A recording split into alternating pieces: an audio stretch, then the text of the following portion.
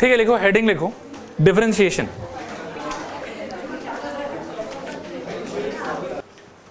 Okay, देखिए differentiation, actually chapter का नाम तो डिफरेंशिएशन है, लेकिन हम थोड़ा एक स्टेप और पीछे से स्टार्ट करेंगे। There are a few things जो आपको अगर पता हो तो आप ज़्यादा अच्छा इमेजिनेशन कर पाएंगे इस चैप्टर के अंदर। उसमें से सबसे पहला चीज़ आता है लॉग। लॉग से एक बार दोस्ती हम लोग फिर से कर लेते हैं कि लॉग कौन था, लॉग क्या होता था और लॉग का क्या क्या प्रॉपर्टी एग्जिस्ट करता है। क्लियर है मेरे ख्याल में? What do you think log क्या होता था, बताओ? मैं बताता हूँ, टेंशन मत, तो ये मेरा जॉब है। 2 क्यूब इज इक्वल्स टू कितना होगा बताओ? Please be confident and be very loud.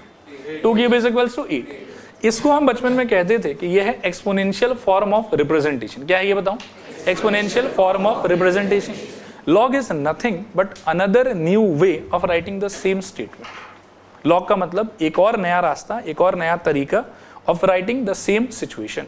ठीक है, इस सिचुएशन को आप लॉग की मदद से कैसे लिख सकते हैं, देखिए ध्यान से। लॉग के अंदर में यहां जो नंबर आप लिखोगे ना उसको बोला जाता है लॉग का आर्ग्यूमेंट। क्या बोलते हैं बताओ? आर्ग्यूमेंट। यहां जो नंबर लिखा जाता है उसको बोलते हैं लॉग का बेस, और एक इसका आंसर होता है। ठीक है ना, मतलब जो यहाँ का पावर है वहां का आंसर बन जाएगा। तो यहां पर आप समझो कि यहाँ पे आंसर क्या है 8, वो लॉग के केस में जाके हो जाएगा आर्ग्यूमेंट। जो यहाँ पे बेस था, बेस कौन था आपका? 2, वो वहां पे भी बेस ही रहेगा 2। ठीक है, और आंसर में कितना आ जाएगा आपके यहाँ पे? जो वहां का पावर था वो आंसर आ जाएगा। ठीक है, इन जनरल अगर कहीं पर भी ऐसा लिखा हुआ देखो कि log of x to the base y is equals to, मान लो कि z लिखा हुआ है, तो मैं आपको बताता हूँ कि इसको रिलेट कैसे करना है। आप यूं सोचो कि y के पावर में z रेज करने पे x आएगा, y के पावर में z रेज करने पे क्या आएगा? x आएगा। एक दो और एग्जांपल लेते हैं। एक क्वेश्चन में पुट इन करता हूँ। सपोज करो कि log ऑफ, मान लो कि कहीं पर लिखा हुआ है 1000 टू द बेस 10। अब कोई बोले कि बताओ आंसर क्या होगा, तो आपको ऐसे सोचना है, देखो कि जो आपका ये बेस है, बेस कितना है आपका बताओ? 10। इस 10 के पावर में क्या रेज करने से आपको 1000 मिलेगा बताओ? बोलो, कॉन्फिडेंटली बोलो। इसीलिए इसका आंसर हो जाएगा 3। सपोज करो कि कहीं पर ऐसा है log of let's say 64 to the base 2 लिखा हुआ है, इसका आंसर कैसे सोचोगे? 2 के पावर में क्या रेज करने से 64 आएगा? 6, तो इसलिए यहाँ क्या आ जाएगा? 6। और इसी का फिर अगर मैं पूछूं कि एक्सपोनेंशियल फॉर्म लिख के बताओ तो क्या लिखोगे? कि 2 के पावर में 6 रेज करने से क्या आता है? 64। यहाँ का क्या लिखोगे बताओ? 10 के पावर में 3 रेज करने से क्या आता है? 1000। देखो कितना क्लियर है। थोड़ा पूरा आपको इससे ये कन्वर्ट भी करना आना चाहिए और इससे आपको ये कन्वर्ट भी करना अच्छे से आना चाहिए। इसको कौन सा फॉर्म बोलते हैं हम लोग बताओ? Logarithmic form. और इसको कौन सा फॉर्म बोलते हैं बताओ? Exponential form. क्लियर है मेरे ख्याल में? ओके, इसके बाद में देखो एक जनरल बात मैं आपको बताता हूँ लॉग के बारे में। सपोज करो कि कहीं पर ऐसा लिखा हुआ है log of a to the base b is equals to c, और इसका एक्सपोनेंशियल फॉर्म क्या हो जाएगा आप लोग बताओ? a to the power c, मतलब a पे a नहीं, सॉरी थोड़ा गलत लिख रहा हूँ, एक सेकंड ठीक कर देता हूँ। क्या होगा बताओ? b to the power c is equals to a। I hope सबको ये चीज़ समझ में आता है। इस वाले स्टेटमेंट में आप बस एक बात याद रखिएगा कि नंबर 1 a पॉजिटिव होना चाहिए, b भी पॉजिटिव होना चाहिए, मतलब लॉग के अंदर का आर्ग्यूमेंट भी नेगेटिव नहीं हो सकता और आपका बेस भी नेगेटिव नहीं हो सकता। दूसरे नंबर पे आपका बेस 1 नहीं हो सकता कभी भी। क्यों नहीं हो सकता उसका एक्सप्लेनेशन मैं दूंगा। और 3 नंबर पे जो आपका आंसर है ना c, ये कोई भी रियल नंबर हो सकता है, पॉजिटिव, नेगेटिव, फ्रैक्शन, रूट वगैरह वगैरह सब कुछ हो सकता है। 1 बेस क्यों नहीं ले सकते हो? देखो अभी अभी आपको समझाया कि इस सिचुएशन का मीनिंग क्या है कि 2 के पावर में 6 रेज करने से 64 आएगा। सपोज करो कि एक सिचुएशन में आपके सामने मैं पुट इन करूं कि log of 100 to the base 1, इसका मीनिंग क्या होगा? इसको आप इमेजिन कैसे करोगे कि 1 के पावर में क्या रेज करूं तो क्या आ जाए? 100 आ जाए। लेकिन 1 के पावर में कुछ भी रेज करने से कोई चेंज होगा? कोई चेंज ही नहीं होगा। हमेशा 1 के पावर में कुछ भी लगा तो आंसर क्या आ रहा होगा? 1। तो इसका कोई आंसर आ सकता है कि नहीं आ सकता? नहीं आ सकता है। तो ऐसा नॉनसेंस काम हम कभी जिंदगी में करेंगे ही नहीं कि बेस में 1 देंगे। आया बात समझ? और ऐसे ही कुछ रीजंस की वजह से नेगेटिव नंबर्स भी नहीं लिया जाता है। उसके डिटेल्स में मैं नहीं जाऊंगा, कोई मतलब नहीं, कुछ काम का है नहीं आपका। ठीक है, तो लॉग का जब भी स्टेटमेंट आप लिखोगे तो मेक श्योर करना है कि आर्ग्यूमेंट और बेस क्या रहा है आपका? पॉजिटिव, और बेस क्या ना रहे आपका? 1। आंसर के नाम पे आपके पास में रियल नंबर आ सकता है, मतलब it may be positive, it may be negative, it may be fraction, it may be root, it may be anything. लेकिन जो अंदर जाने वाला सामान है, argument as well as base, दोनों का दोनों कैसा होना चाहिए? पॉजिटिव, पहला पॉइंट। और दूसरा पॉइंट, बेस क्या नहीं हो सकता आपका? 1 नहीं हो सकता। क्लियर है मेरे ख्याल में? उसके बाद में लॉग से एसोसिएटेड देखो कुछ प्रॉपर्टीज था। सबसे पहला देखो, ये तो डेफिनेशन ही हो गया कि log of a base b equals to c का मतलब है कि b के पावर में c रेज करने से क्या मिलेगा मेरे को? a मिलेगा। ठीक है, उसके बाद में लॉग के बेस में अगर कुछ भी नहीं लिखा हुआ है तो क्लास 11 में हम उसको बाय डिफॉल्ट 10 मानते थे, 11 में 10 मानते थे। और क्लास 12 में कैलकुलस के चैप्टर के अंदर में if the base is not there you will consider it to be e. क्या मानोगे बताओ? ई। अब बोलोगे सर ई कौन है, तो देखो इसको पहचानते हो, कौन है ये बताओ? पाई। इसका अप्रोक्सीमेट वैल्यू कितना मान के चलते हैं? 3.14। तो जैसे पाई एक नंबर है जिसका अप्रोक्सीमेट वैल्यू कितना मान के चलते हैं? 3.14, वैसे आप समझिए कि ई एक नंबर है जिसका नाम है नेपियर्स कांस्टेंट। नाम क्या बताइए? इसका नाम क्या बता रहे थे आप? पाई। वैसे इसका नाम क्या हो गया? नेपियर्स कांस्टेंट, और वैल्यू अप्रोक्सीमेटली कितना रहेगा? 2.7। हालांकि कभी भी वैल्यू पुट करके हमको जिंदगी में कुछ करना नहीं है, बस आप फिर भी याद रखो इसको, ठीक है? जैसे पाई का तो बहुत जगह वैल्यू यूज कर लेते हैं ना हम, ई का हम कभी वैल्यू यूज नहीं करेंगे। और लॉग के नीचे से अगर बेस मिसिंग है तो हमेशा क्या मान के चलोगे उसको? ई। ये पहला प्रॉपर्टी था। दूसरा प्रॉपर्टी कि अगर दो अलग अलग लॉग का एडिशन लिखा हुआ विथ सेम बेस, ठीक है, तो इसमें क्या होगा कि दोनों आर्ग्यूमेंट का हो जाएगा मल्टीप्लीकेशन, ठीक है? या एक लॉग के अंदर में दो आदमी मल्टीप्लाइड है, आप स्प्लिट करके उसको दो लॉग के सम में लिख सकते हो।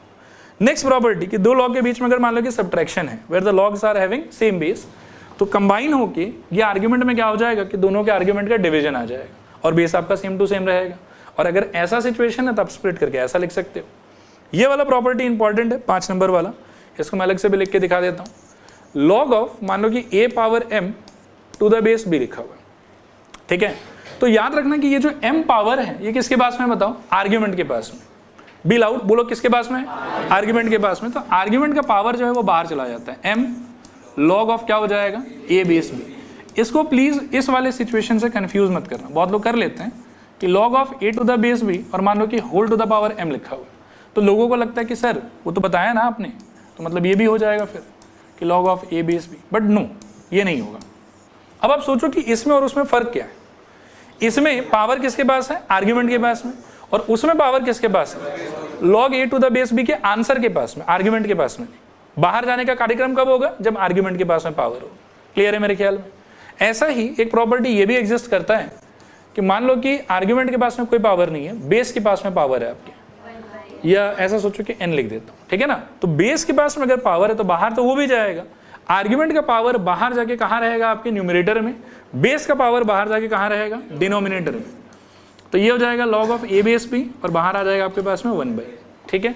और अगर दोनों के पास में पावर होता ऐसा log of a to the power m और नीचे होता मान लो कि b to the power n, तो आपका आंसर आता है m/n log of a to the base b। देखो आया समझ के नहीं आया समझ? क्लियर है मेरे ख्याल में?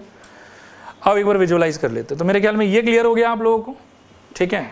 और बाकी तो जो मैंने लिखा उसको आप एक्स्ट्रा अलग से कॉपी कर लेना, यहाँ में नहीं मेंशन, ठीक है मेरे ख्याल में ये वाला। नेक्स्ट आप देखो, इसमें दिया हुआ आपको 6 नंबर पे, ये 6 नंबर वाला भी मैं अलग से समझा देता हूँ। 6 नंबर वाला क्या है? देखो कि log ऑफ मान लो कि a to the base b लिखा हो, ठीक है? लेकिन आपका क्वेश्चन ऐसा है जिसमें कुछ ऐसा सिचुएशन क्रिएट हो गया है कि you would be very happy अगर log के बेस में सपोज करो कि आपके पास में 5 आ जाए। क्या आ जाए बताओ? 5। लेकिन यहाँ 5 नहीं है आपके पास, तो आप 5 जबरदस्ती यहाँ इंट्रोड्यूस कर सकते हैं। कैसे? log a को ले लीजिए ऊपर, log b को ले लीजिए नीचे, ठीक है ना? स्प्लिट कर दीजिए इनको और दोनों के बेस में नया नंबर आप 5 चिपका दीजिए, कोई इशू नहीं। आया बात समझ? इस तरीके से आप अपनी मर्जी का बेस वहां पर इंट्रोड्यूस कर सकते हैं, what ever is your requirement in the question, ठीक है? ये है आपका ये वाला प्रॉपर्टी। देखिए आया समझ कि नहीं आया समझ? कि log of m base b अगर लिखा हुआ है तो log m ऊपर आ जाएगा, log b नीचे आ जाएगा और बेस आप अपनी मर्जी का कुछ भी a इंट्रोड्यूस कर सकते हैं, ठीक है मेरे ख्याल में? 7 नंबर प्रॉपर्टी बड़ा अजीबोगरीब प्रॉपर्टी है, थोड़ा ध्यान से देखना है इसको।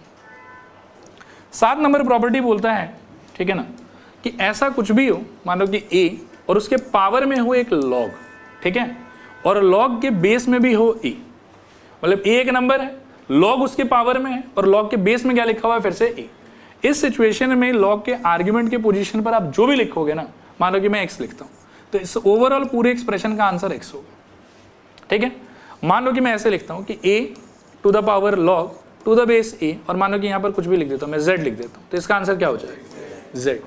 सपोज करो कि ऐसा है a के पावर में log a और मान लो कि यहां पर डब्बा लिख देता हूं, तो आंसर में क्या आएगा? डब्बा, ठीक है? इस सिचुएशन को थोड़ा सा दिमाग में इस फोटो को आप सेट करके रखना कि बेस में you will be having a number, it may be any number, कोई फर्क नहीं पड़ता, उसके पावर में रहेगा log और जिसके पावर में log है, log का बेस भी वही नंबर है, ठीक है? तो उस सिचुएशन में log के आर्ग्यूमेंट के पोजीशन पर जो भी लिखा हुआ है ना, आप सीधा सीधे उसको क्या कर दोगे? बाहर। मैं एक एग्जांपल देता हूं इसका, और मान लो कि ऐसा कुछ कि 5 to the power log base 5 x square plus 7x, इसका आंसर क्या होगा बताओ? Effectively it will be x square plus 7x। इस चीज को लेके क्लियर रहा, ठीक है। ये हो गया आपका लॉग का एक और प्रॉपर्टी। फिर उसके बाद में 8 नंबर पे क्या है देखो, बहुत ही सिंपल सा ही प्रॉपर्टी है कि मान लो कि लॉग ऑफ ऐसे कुछ 7 टू द बेस 5 लिखा हो, आप अगर जबरदस्ती इसको 1 के फॉर्मेट में लिखेंगे तो आर्ग्यूमेंट और बेस जो है वो आपको एक्सचेंज करना होगा। क्या हो जाएगा बताओ यहाँ पे? Log of 5 to the base 7, and this works both ways. अगर आप मान लीजिए कि 1 इंट्रोड्यूस करें तो भी आपको एक्सचेंज करना पड़ेगा, और पहले अगर वो 1 के फॉर्मेट में है और फाइनली आप 1 को रिमूव कर रहे हैं तो भी आपका बेस और आर्ग्यूमेंट क्या हो जाएगा? Exchange.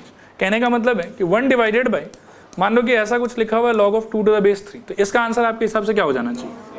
Log of 3 to the base 2। देखो कितना क्लियर, बोलो आया समझ कि नहीं आया समझ? चलेगा ये वाला।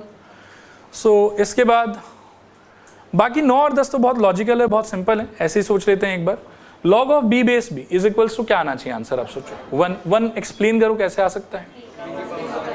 लॉग का बहुत ही फंडामेंटल आइडिया ये बोलता है कि log of 64 to the base 2 का आंसर वो आदमी होगा जिसको 2 के पावर में चढ़ाने से क्या आ रहा होगा मेरे पास में? 64।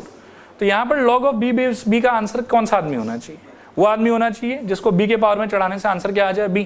अब b के पावर में क्या चढ़ाने से? फिर से b ही आ जाएगा, 1 चढ़ाने से, इसीलिए लॉग b बेस b का आंसर हमेशा कितना रहेगा? 1। नेक्स्ट है लॉग 1 बेस b। अब b के पावर में क्या चढ़ाने से? 1 आएगा, इसीलिए इसका आंसर क्या हो जाएगा? 0। ना this was introduction of log. Log बीच बीच में हम लोग को दर्शन देता रहेगा, तो लॉग का आइडिया भी आपको क्लियर होना चाहिए कि लॉग जब हम लिखेंगे तो क्या क्या रेस्ट्रिक्शंस है हमारे पास में। फिर लॉग से एक्सपोनेंशियल कैसे बनाते हैं ये चीज़ भी आपको पता होना चाहिए, and these are a few properties जो आपको पता होना चाहिए। क्लियर मेरे ख्याल में यहाँ तक? आगे बढ़ते हैं। अगला चीज़ जो डिफरेंशिएशन जानने के लिए हम लोग को जानना जरूरी है वो है फंक्शन, ठीक है। फंक्शन का देखो बहुत डिटेल्ड मीनिंग आपको नहीं चाहिए, लेकिन एक रफ आइडिया आपके दिमाग में क्लियर होना चाहिए कि फंक्शन बोलते किसे, ठीक है।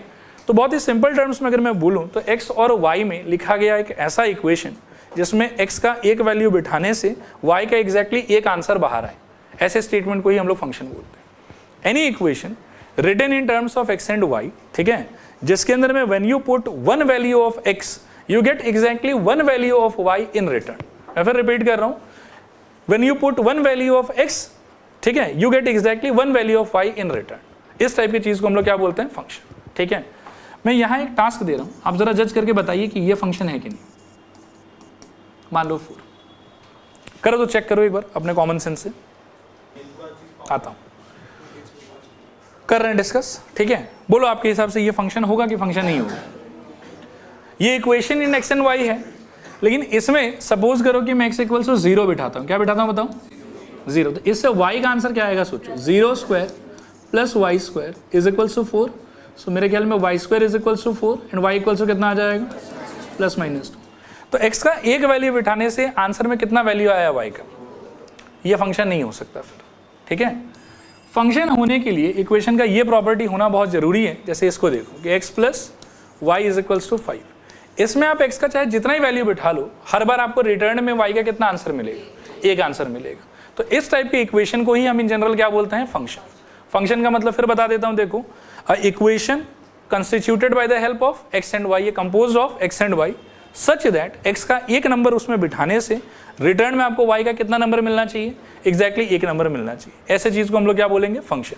एक बार पढ़ के देखो, any equation written in the form of y equals to, अच्छा y और fx they are same thing, ठीक है ना। ये दोनों मतलब ऐसा सोचो कि सेम ही चीज को रिप्रेजेंट करने के लिए दो अलग अलग वेरिएबल है या दो अलग अलग सिंबल है, ठीक है ना। y भी किसको रिप्रेजेंट करेगा? फंक्शन को। f ऑफ x भी किसको रिप्रेजेंट करेगा? फंक्शन को। और राइट हैंड साइड में कोई एक एक्सप्रेशन ऑफ x आपके लिए लिखा हुआ होगा, ठीक है। और एक्सप्रेशन ऐसा होना चाहिए कि एक x उसमें बिठाने से y का कितना आंसर रिटर्न में मिलेगा आपको? एग्जैक्टली एक। इस टाइप की चीज को हम लोग क्या बोलेंगे? फंक्शन। बोलो आप लोग जोर से बोलो, क्या बोलोगे इसको? फंक्शन। एक एग्जांपल देख सकते हो कि y is equals to fx equals to मान लो कि x square plus 3x minus 10, वैसा वैसा कुछ बोल, ठीक है। तो इसमें कितने बार भी आप x का वैल्यू बिठाओ, हर बार y का कितना आंसर मिलेगा आपको? एग्जैक्टली एक। इस चीज को क्या बोलेंगे हम लोग? बताओ, फंक्शन। क्लियर मेरे ख्याल में? ओके। फंक्शन जान लेने के बाद में मैं डिफरेंशिएशन पे भी जाता हूँ। डिफरेंशिएशन में जाने से पहले एक चीज ऐसे डिस्कस करते हैं। मान लो कि कहीं पर लिखा हुआ x इक्वल्स टू 3, आप अप्लाई करते हो मान लो कि स्क्वायरिंग बोथ साइड, क्या इफेक्ट होगा इसका? बी वेरी वोकल, बताओ थोड़ा और जोर से। x square is equals to 9, all right. अगर सपोज करो कि कहीं पर x इक्वल्स टू 2 लिखा हुआ है और मैं मान लो कि क्यूबिंग बोथ साइड कर देता हूँ, क्या इंपैक्ट होगा? x cube is equals to 8, ठीक है। मान लो कि लास्ट सपोज करो कि x स्क्वायर इक्वल्स टू 25 ऐसा लिखा हुआ और यहाँ से भी मैं स्क्वायरिंग बोथ साइड ही करना चाहता हूँ, क्या इंपैक्ट आएगा? अब थोड़ा सा ना इन वर्ड्स को, इनके प्रोसेसिंग को समझने का ट्राई करते हैं, ठीक है। ये एक मैथमेटिकल स्टेटमेंट था और ये आपके हिसाब से एक मैथमेटिकल ऑपरेशन था। क्या था बताओ? Operation.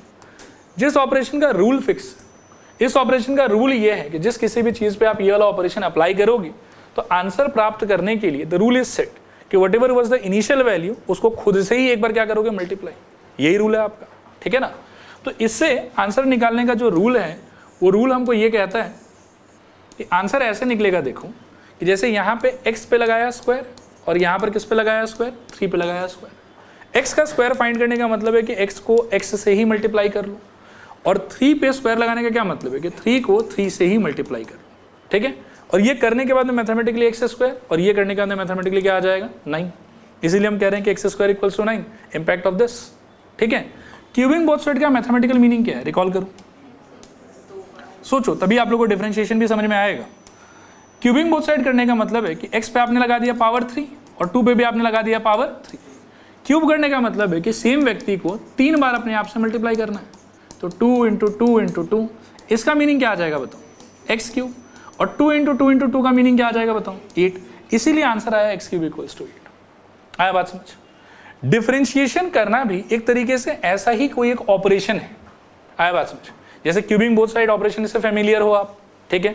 Squaring both side operation से फेमिलियर हो आप, taking root on both side से आप फेमिलियर हो, वैसे ही डिफरेंशिएशन करना भी जो है वो एक ऑपरेशन लगाना है किसी फंक्शन के ऊपर, ठीक है। एक बार पहले ये पेज पढ़ लो, यहाँ देखो, जैसे ये स्क्वायरिंग बोथ साइड वाला एक ऑपरेटर है, वैसे ही ये जो ddx वाला सामान है ना, इसको हम लोग क्या बोलते हैं बताओ? Differential operator. अब थोड़ा सा लाउड हो जाना आप लोग, ddx को क्या बोलते हैं हम लोग बताओ? Differential operator.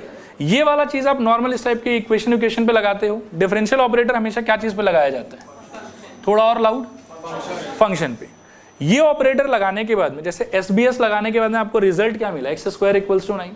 वैसे ही ddx लगाने के बाद में आपको जो भी आंसर मिलेगा ना फंक्शन के ऊपर में, उस आंसर को ही हम लोग बोलते हैं डिराइवेटिव। क्या बोलते हैं बताओ? डिराइवेटिव।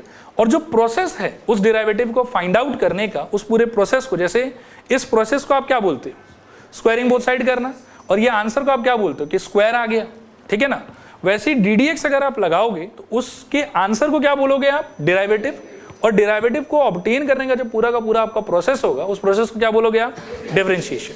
देखो ये सारा टर्म्स आपको क्लियर होना चाहिए, ठीक है। जैसे हम स्क्वायरिंग बोथ साइड करते हैं, क्यूबिंग बोथ साइड करते हैं, वैसे ही हम डिफरेंशिएटिंग बोथ साइड भी कर सकते हैं। जब भी हम स्क्वायरिंग बोथ साइड करते हैं तो पुराने सामान के माथे पे क्या आ जाता है? 2 आ जाता है। वैसे जब हम डिफरेंशिएटिंग बोथ साइड करेंगे तो दोनों के बाहर क्या लग जाएगा? ddx लग जाएगा। क्या लग जाएगा बताओ? ddx लग जाएगा। ddx किस टाइप के सामान पे लगाया जाता है? फंक्शन पे लगाया जाता है। थोड़ा फास्ट और लाउड आंसर देना आप लोग। जब आप डिफरेंशिएशन दोनों साइड करोगे तो क्या लग जाएगा?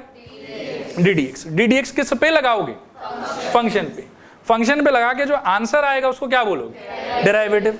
और ये जो पूरा का पूरा आपका प्रोसेस होगा उस पेज में लिखा हुआ 3-4 लाइन, 5 लाइन, 6 लाइन, ठीक है, उस प्रोसेस को हम लोग क्या बोलेंगे? डिफरेंशिएशन। बोलो क्लियर है कि नहीं क्लियर? एक सिंपल एग्जांपल अगर दूं, बाकी डिटेल्स में बात करेंगे हम लोग। सिंपल एग्जांपल अगर दूं तो देखो, इसको देखो, यहाँ पे एक फंक्शन था f(x), उस पर आप जब डिफरेंशिएशन अप्लाई किया, मतलब आपने ddx अप्लाई कर दिया। सॉल्व करने के बाद में इसको कुछ एक आंसर आएगा आपका gx। इस gx को क्या बोलोगे इस सिचुएशन का? डिराइवेटिव। क्या बोलोगे इसका? डिराइवेटिव। किसका डिराइवेटिव है वो? जैसे यहाँ पे 9 स्क्वायर है, किसका स्क्वायर है?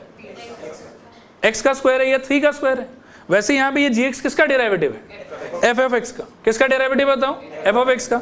और इसको सॉल्व करके इस आंसर तक पहुंचने का जो पूरा रास्ता होगा ना, जिसको आप डिटेल्स में लिखोगे, उसी रास्ते को, उस प्रोसेस को क्या बोलते हैं हम लोग? डिफरेंशिएशन। क्या बोलते हैं हम लोग? डिफरेंशिएशन। देखो क्लियर है कि नहीं क्लियर? आया समझ?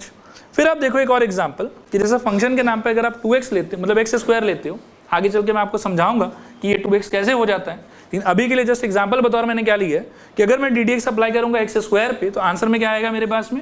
2x। आंसर में क्या आएगा मेरे पास में? 2x। 2x x स्क्वायर का कौन है? डिराइवेटिव। थोड़ा और लाउड, 2x x स्क्वायर का कौन है? डिराइवेटिव। और ये जो निकालने का प्रोसेस होगा उसको क्या बोलेंगे हम लोग? डिफरेंशिएशन। क्लियर है मेरे ख्याल में पूरा का पूरा? चलें आगे यहाँ से। ओके, नेक्स्ट ये एक दो नोट है, ये भी कुछ सिंबल्स का इंट्रोडक्शन है, इसको भी सोच लो। y equals to f x equals to जो भी यहाँ x में भरा हुआ रहेगा इसको क्या बोलोगे आप? फंक्शन। इसका अगर आपको डेरिवेटिव फाइंड करना है ना तो आप हमेशा इसके नीचे ये वाला लाइन लिखोगे। क्या लिखोगे बताओ? dbs wrt x। फिर से थोड़ा जोर से बोलो आप लोग, dbs wrt x। dbs का फुल फॉर्म होता है डिफरेंशिएटिंग बोथ साइड। फिर रिपीट करो, क्या मतलब होता है? Differentiating both side. इसका अगला स्टेज जो है ना वो एक्चुअली ऐसा दिखाई देना चाहिए, जैसे इसको देख लो, कंपेयर करके बता देता हूँ। मान लो कि x इक्वल्स टू 3 था, जब आप SBS लिखे तो इसका इंपैक्ट क्या है कि x ब्रैकेट में डाल के स्क्वायर और 3 ब्रैकेट में डाल के स्क्वायर। ठीक है, इसी तरीके से सपोज करो कि y is equals to f x लिखा हुआ है, इज इक्वल्स टू कुछ कुछ लिखा हुआ है ऐसे अगड़म बगड़म। ठीक है, इस पे जब आप लिखोगे ना dbs wrt x तो इसका इंपैक्ट ये होगा कि यहाँ पर आप लिखोगे ddx ऑफ y, यहाँ पे आप लिखोगे ddx ऑफ एफ एक्स, और वहां पे आप लिखोगे ddx of dot dot dot जो भी आपको फंक्शन दिया हुआ वो चीज। ठीक है, मतलब ये स्टेटमेंट लिखने का मीनिंग होता है कि सबके बाहर ये वाला सिंबल अप्लाई कर देना। ठीक है, ये सिंबल अप्लाई करने के बाद में वो जो y पे जब अप्लाई होगा वो मान लो कि इसका क्या हो जाएगा dbs लगाने के बाद में ddx ऑफ y, और ये आगे चल के लिखा है ऐसे जाता है dy/dx।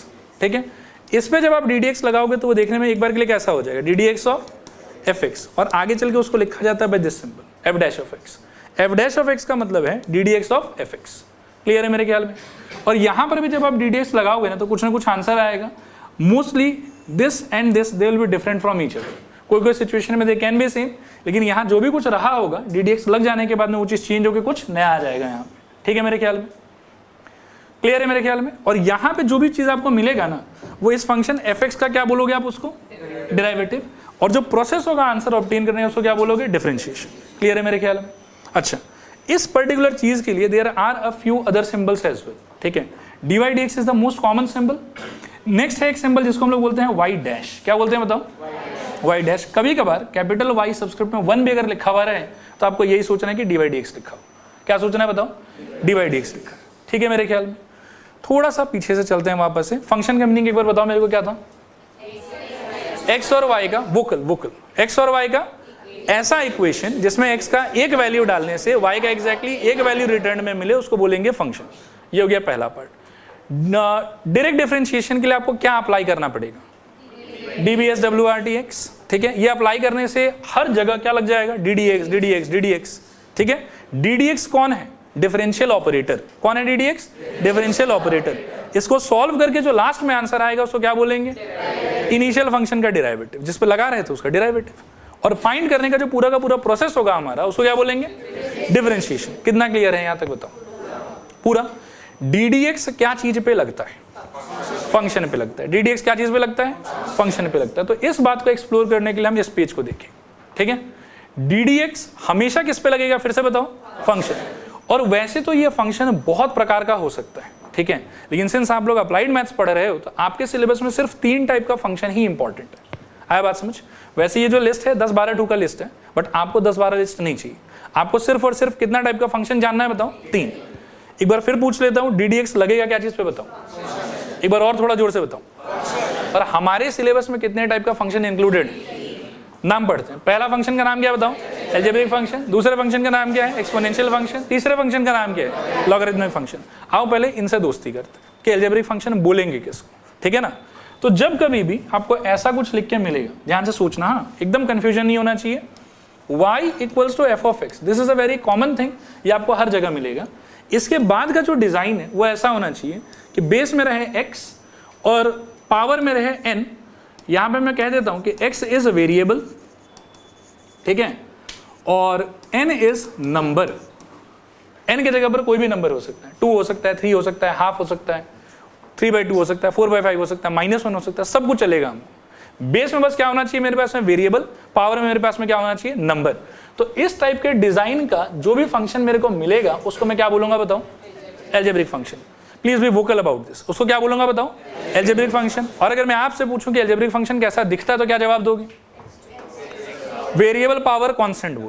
बोलो वेरिएबल पावर कांस्टेंट। फिर से बोलो variable power constant. Algebraic function means variable power constant. Algebraic function means variable power constant. Variable power constant means algebraic function. Variable power constant means algebraic function. Let us take a few example. जैसे y equals to x to the power 5. By design ये कौन सा function है? Algebraic function. y is equals to x to the power -7. By design ये कौन सा function है? Algebraic function. Doesn't matter कि पावर में जो नंबर है वो पॉजिटिव है, नेगेटिव है, फ्रैक्शन है, रूट है, वो क्या है, वो कोई भी नंबर रहे, लेकिन अगर बेस में आपके पास में वेरिएबल है, पावर में आपके पास में नंबर है, तो उस टाइप के फंक्शन को आप बाय डिजाइन क्या बोलोगे? Algebraic function. Is it clear? थोड़ा पूरा आप देख लो यहाँ पर y is equals to x power 6, y equals to x power half, etc. चलेगा. Let us take the introduction of next function, exponential function. ये एग्जैक्टली उसका ऑपोजिट है. वो क्या बोलता था बताओ? Variable power constant. फिर से बोलो क्या बोलता था वो? Variable power constant. इनफैक्ट मैं लिख भी देता हूँ यहाँ पर. Algebraic function means y is equals to fx equals to variable to the power constant. v मतलब वेरिएबल, c मतलब कांस्टेंट. ये एग्जैक्टली उसका ऑपोजिट है. ये बोलता है कि y is equals to fx is equals to constant to the power variable. Base में नंबर है, पावर में वेरिएबल है, उसको क्या बोलोगे बताओ by design? Exponential function. Algebraic function किसको बोलोगे फिर से बताओ?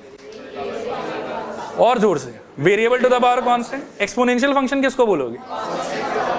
Constant to the power variable को क्या बोलोगे? Variable to the power constant को क्या बोलोगे? एल्जेब्रिक फंक्शन किसको बोलोगे?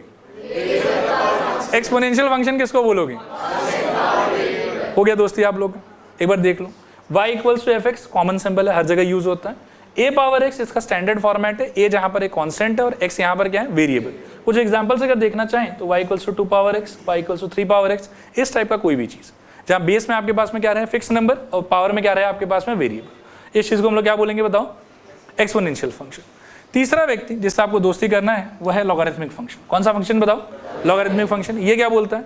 y is equals to f x is equals to एक ही फॉर्मेट अवेलेबल है. जैसे इसके अंदर में मैं इनफाइनाइट एग्जाम्पल जनरेट कर सकता हूँ, इसके अंदर में भी इनफाइनाइट एग्जाम्पल जनरेट कर सकता हूँ. इसमें बस एक ही एग्जाम्पल है, वो है ये y equals to f x equals to log x to the base ई.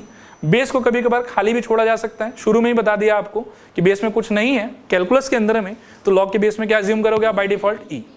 तो log x बेस e लिख दे, चाहे log x लिख के छोड़ दे, दोनों सिचुएशन में क्या बोलेंगे बताओ? कि ये बेस में e ही लिखा हो. और इसको क्या बोलना है हम लोग को? Logarithmic function. ठीक है. एक बार ये पेज चेंज कर देता हूं. अब मुझे फिर से बताओ ddx अप्लाई किस पे होता है? फंक्शन कितने टाइप का हमारे सिलेबस में आ सकता है? क्या क्या? एल्जेब्रिक फंक्शन का definition. Very good. Exponential function का डेफिनेशन. शानदार. लॉगरिथमिक फंक्शन का definition log x to the base e. ये log x to the base कुछ नहीं, तो कुछ नहीं का मतलब e ही हो. क्लियर है मेरे ख्याल में? तो ये तो हमने देखा कि ddx fx पे लगता है. fx हमारे सिलेबस में 3 टाइप का हो सकता है. नेक्स्ट हमको पढ़ना है कि अगर fx का डिजाइन ऐसा हुआ तो उसको सॉल्व करने के लिए व्हाट इज द रूल. ठीक है. तो देखो रूल्स फॉर डायरेक्ट डिफरेंशिएशन. ठीक है.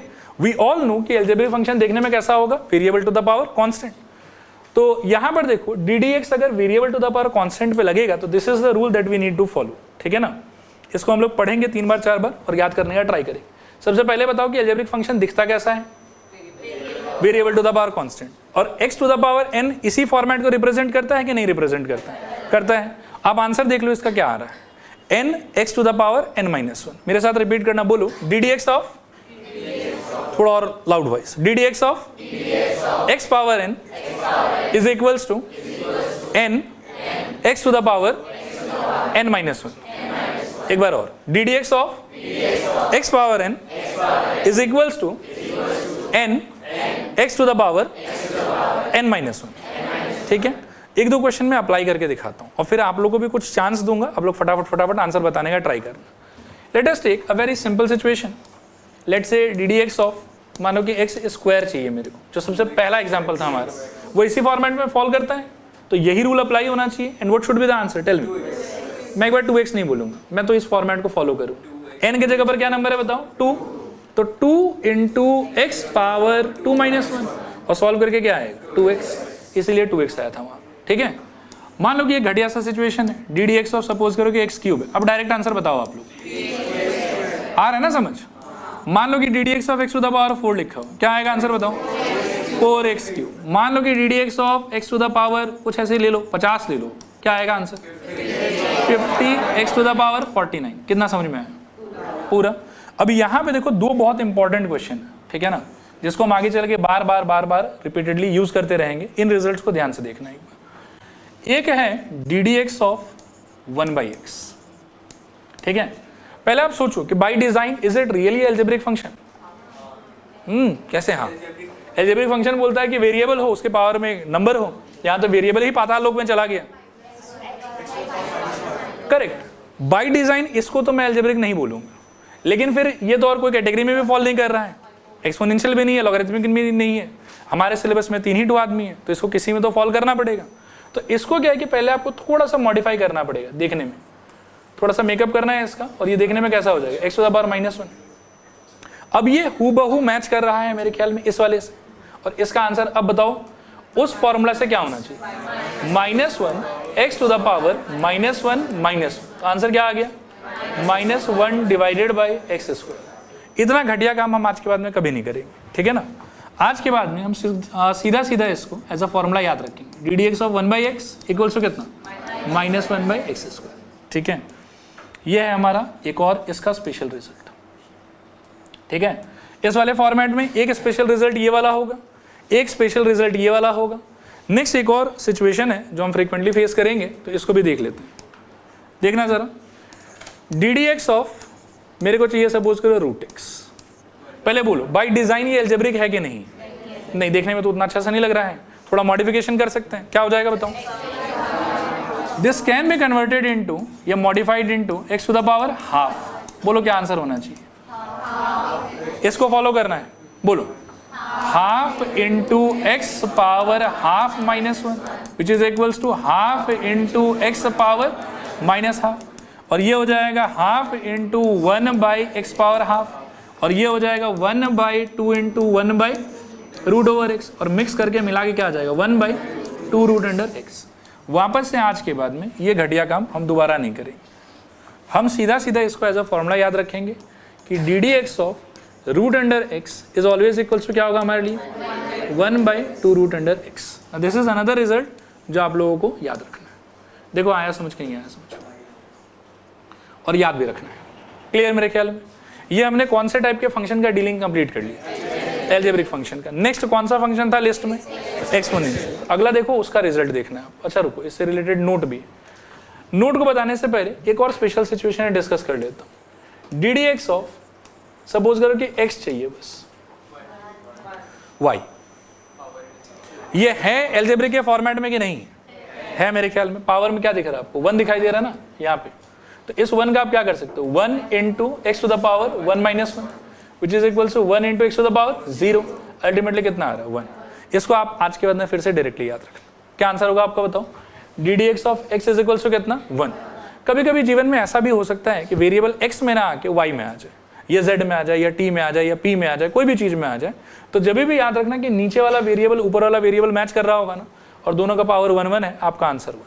चाहे y में हो, चाहे t में हो, चाहे p में हो, चाहे z में हो। देखो कितना समझ में आया? क्लियर है मेरे ख्याल में? बोलो।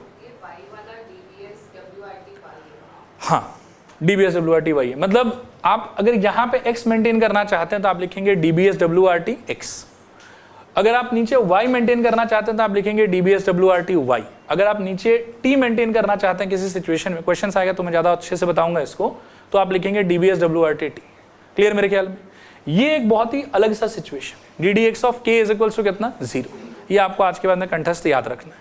इसका भी बैकग्राउंड एक्सप्लेन कर सकते हैं, बट नेसेसरी नहीं है, आपको बस पता रहे वही काफी। ठीक है, कि यहाँ पर क्या है बताओ? कॉन्स्टेंट। कुछ इसका एग्जांपल्स देख लेते हैं, बताओ तो मेरे को। DDX ऑफ लेट्स से 5 कितना होगा? 0। DDX ऑफ 10 कितना होगा? 0। तो याद रखना कि DDX of any constant, only constant, साथ में किसी भी टाइप का वेरिएबल नहीं होना चाहिए, ऊपर नहीं होना चाहिए, साइड में नहीं होना चाहिए, नीचे नहीं होना चाहिए। अगर आपके एक्सप्रेशन में बिल्कुल वेरिएबल है ही नहीं, वेरिएबल फ्री एक्सप्रेशन है आपका, और उसका DDX करना चाहते हैं आप, तो इस चीज का आंसर हमेशा क्या आएगा आपके? 0। देखो कितना क्लियर हुआ, पक्का। सो विद दिस एल्जेब्रिक का सारा डीलिंग खत्म। एल्जेब्रिक के बाद में नेक्स्ट कौन आता था? एक्सपोनेंशियल। एक्सपोनेंशियल का फॉर्मूला देखो। एक्सपोनेंशियल का चेहरा रिमाइंड करो। Variable power constant, right? Constant to the power variable, constant to the power, थोड़ा और जोर से, परफेक्ट। अब आप देखिए फॉर्मूला क्या है इसका। ठीक है, इसका फॉर्मूला कहता है कि DDX of a power x is equals to a power x log of a to the base e। ठीक है, एक आधा एग्जाम्पल दिखाता हूँ। देखो अब नीचे से चीटिंग मत करना। D d x of let say मेरे को 5 पावर एक्स चाहिए, क्या आ जाएगा बताओ? जोर से, थोड़ा और जोर से। 5 पावर एक्स, इसको कॉपी करना है बस। लॉग ऑफ 5 बेस ई लिख सकते हो, या फिर अगर मन करे आप थोड़ा आलसी हैं तो 5 पावर एक्स लॉग ऑफ 5 लिख देने से भी होगा। ई का मेहनत आप नहीं भी करेंगे तो भी चलेगा। क्लियर है मेरे ख्याल में? इस टाइप से कुछ भी अगर आता है ना डी डी एक्स के अंदर में एक्सपोनेंशियल फॉर्मेट में, तो आपका आंसर ऐसा या ऐसा होना चाहिए। क्लियर है मेरे ख्याल में? इसका एक स्पेशल केस है, मैं अलग से उसको समझा ही देता हूँ। सपोज करो कि d d x of e power x face कर रहे हो। ये आप रिकॉल करो, रिमाइंड करो खुद को कि ई कौन था? पाई का दोस्त, नेपियर्स कांस्टेंट, ठीक है। और ई का वैल्यू अप्रोक्सीमेटली कितना होता था? ये इन्फॉर्मेशन मेरे लिए जरूरी नहीं है, जस्ट चेक कर रहा था कि आपको याद है कि नहीं याद है। लेकिन एक बात पक्का है कि e is some kind of constant. तो ये डिजाइन कौन से कैटेगरी में फॉल करेगा वो सोचो, एल्जेब्रिक में कि एक्सपोनेंशियल में कि लॉगरिथमिक में? एक्सपोनेंशियल में फॉल करेगा। और अगर ये एक्सपोनेंशियल में फॉल करेगा तो रूल किसका यूज होना चाहिए? एल्जेब्रिक का कि एक्सपोनेंशियल का? एक्सपोनेंशियल का। What was the rule? जो है उसको छाप लो और लॉग ऑफ आपका बेस टू द बेस ई होना चाहिए। तो इसका आंसर आपके हिसाब से क्या होना चाहिए बताओ? ट्राई करो। E power x log of what? E base e. लेकिन आज शुरू में जब हम लॉग पढ़ रहे थे तो हमने क्या पढ़ा कि अगर ये दोनों सेम हो जाए तो इस पार्ट का आंसर क्या हो जाता है? 1। क्लियर? इसका आंसर क्या हो जाएगा? ई पावर एक्स। इसको भी हम इतना मेहनत से बार बार नहीं करेंगे, ठीक है। आज के बाद में ये रट के रखना है हम लोग को कि d d x of e power x, इसका आंसर कितना होना चाहिए? ई पावर एक्स। देखो कितना क्लियर हुआ पूरा। ये चीज यहाँ लिखा हुआ था कि d d x of e power x is equals to e power x log e base e. Ultimately answer कितना आएगा? E power x.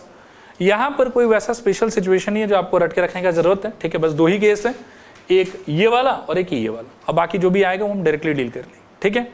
नेक्स्ट आता है लॉगरिथमिक फंक्शन। एक बार चेहरा याद करो लॉगरिथमिक फंक्शन का। y is equals to f x is equals to log of x base e। Base e बोलना बहुत जरूरी है। अगर बेस में कोई भी दूसरा नंबर है तो आप उसको लॉगरिथमिक फंक्शन डिक्लेयर नहीं कर सकते, ठीक है। लॉगरिथमिक फंक्शन आप सिर्फ तभी डिक्लेयर कर पाओगे जब बेस में एग्जैक्टली क्या रहा है आपके पास में? e। अब उसका फॉर्मूला देखो कि d d x of log x to the base e अगर रहेगा तो उसका आंसर कितना आएगा? 1/x। आंसर कितना आएगा? 1/x। बेस में अगर ई नहीं होगा, कुछ और होगा, 5, 6, 7, 10, 2 कुछ भी होगा अगर, तो ये लॉगरिथमिक फंक्शन है कि नहीं है? ये फंक्शन ही नहीं है। तो इसका आंसर 1/x होगा कि नहीं होगा? इसका आंसर 1/x नहीं होना चाहिए। अब इसका आंसर क्या होगा, कैसे होगा, वो चीज हम थोड़ा बाद में पढ़ेंगे, ठीक है। लेकिन इसका आंसर 1/x नहीं होगा, ये आपको डे 1 पे क्लियर होना चाहिए। 1/x किसका आंसर होगा बताओ? log x to the base e का आंसर कितना होगा? 1/x। Okay, so let me repeat and revise all the ideas जो हम लोग अभी तक पढ़ चुके हैं, ठीक है। ज्यादा पीछे नहीं जाते हैं, यहां से स्टार्ट कर लेते हैं। डी डी एक्स किस पे लगता है फिर से बताओ? Be fast. किस पे लगता है? फंक्शन आपके सिलेबस में कितने टाइप का हो सकता है? क्या क्या? एल्जेब्रिक का चेहरा देखने में कैसा होगा? Variable power constant. जब भी होगा तो एल्जेब्रिक।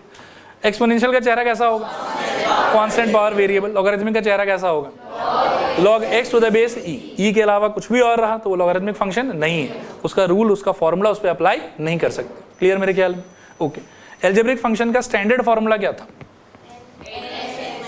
पूरा बोलो, बोलो। D d x of x power n is equals to n x power n minus 1। एक बार खुद से रिपीट करो। x power n is equals to n x to the power n minus. कितना समझ में आया? 2 स्पेशल रिजल्ट था। D d x of 1/x minus 1/x square. फिर से रिपीट करो। D d x of 1/x minus 1/x square. D d x of root x 2 root x। फिर से बोलो 1/2 रूट x।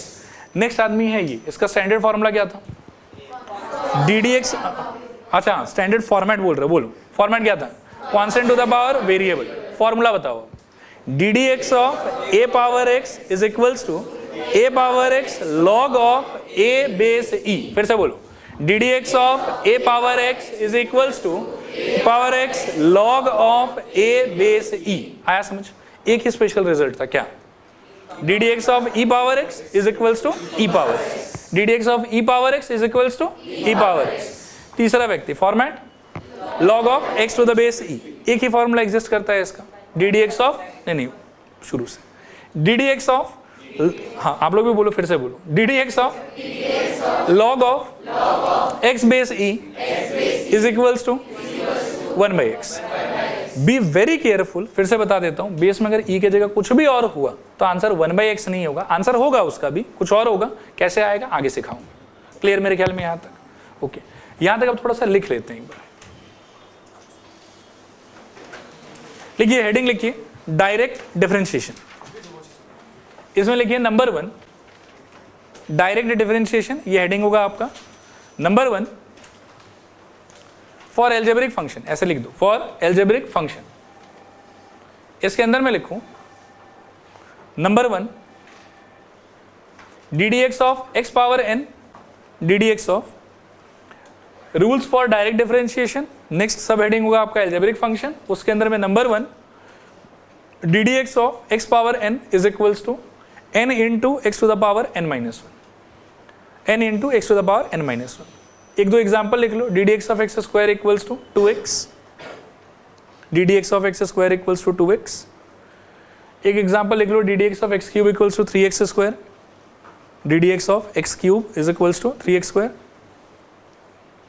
ठीक है, फिर उसके बाद में एकदम ध्यान से इसको कॉपी करो, और आपको ये प्रोसेस बिल्कुल कॉपी नहीं करना, बस रिजल्ट कॉपी कीजिए। D d x of 1/x is equals to minus 1/x square, और इसको बॉक्स भी कर लेना, d d x of 1/x is equals to minus 1/x square. ठीक है, नेक्स्ट लिखूं d d x of root x equals to 1/2 root x, d d x of 1/x equals to minus 1/x square, box कर लीजिएगा ध्यान से। D d x of root x equals to 1/2 root x, इसको भी box कर लीजिएगा ध्यान से, ये इंपॉर्टेंट रिजल्ट है, बार बार रिपीट होता रहेगा। ठीक है मेरे ख्याल में? अच्छा, नेक्स्ट लिखिए नोट, नोट।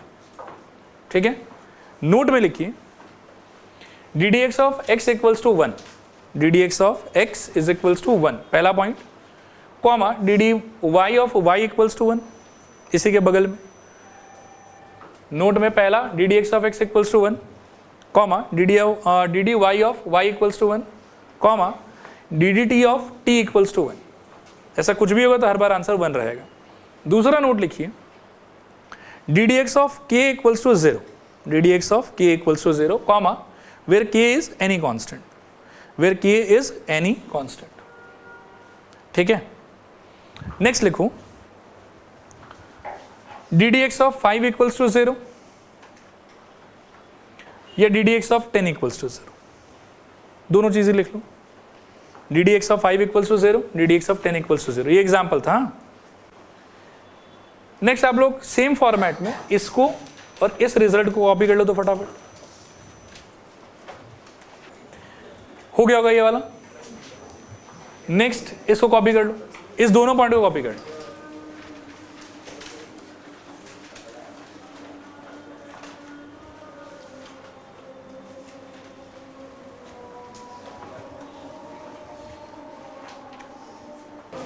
चलो फिर तब आज के लिए इतना ही।